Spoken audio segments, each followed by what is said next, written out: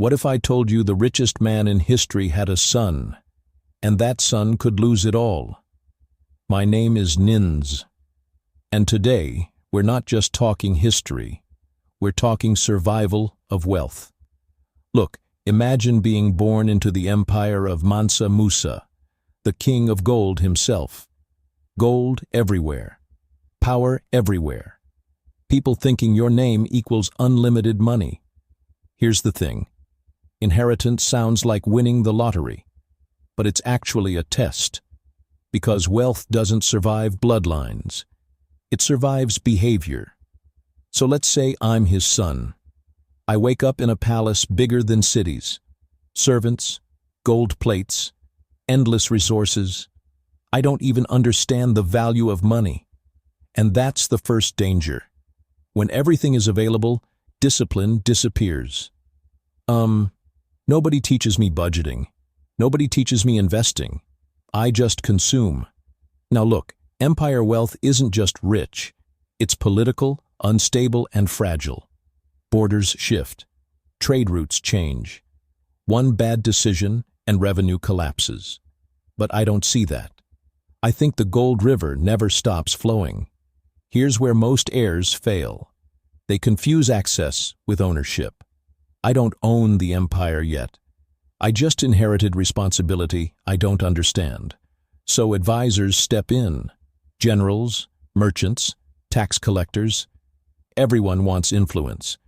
And if I'm not careful, I become a puppet in my own kingdom. Now imagine spending starts rising, palaces expand, luxury multiplies. But income? It depends on trade routes I didn't build.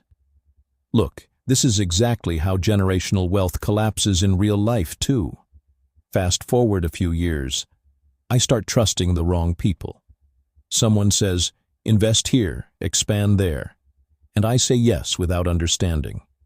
That's the second danger, ignorance wrapped in confidence.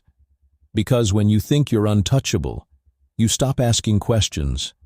Then suddenly, drought hits trade, or war disrupts gold routes. Revenue drops, expenses don't. And now I'm burning reserves just to maintain appearances. Here's the brutal truth. Most inherited empires don't fall from enemies. They fall from internal mismanagement. I start selling assets just to stay afloat. Gold storage becomes debt storage. The empire slowly shrinks. And people outside still think I'm rich. But inside, it's pressure. This is where ego becomes expensive. Because I refuse to downgrade lifestyle. I refuse reality. Look, wealth is not what you have. It's what you can sustain. Now imagine a different version of me. I study trade, taxation, agriculture, logistics. I actually learn how money moves.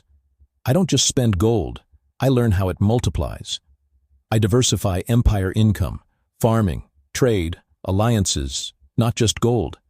And suddenly, I'm not dependent on one fragile stream. Here's the shift. I stop being a spender and become a builder.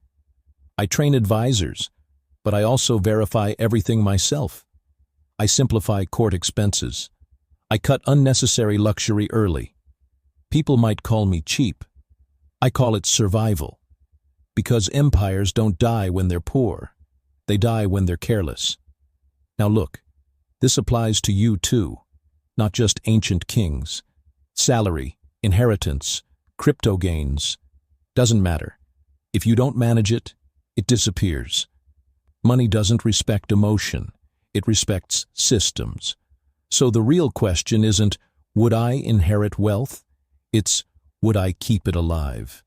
If this made you think differently, subscribe, because your future wealth depends on what you do today, not luck.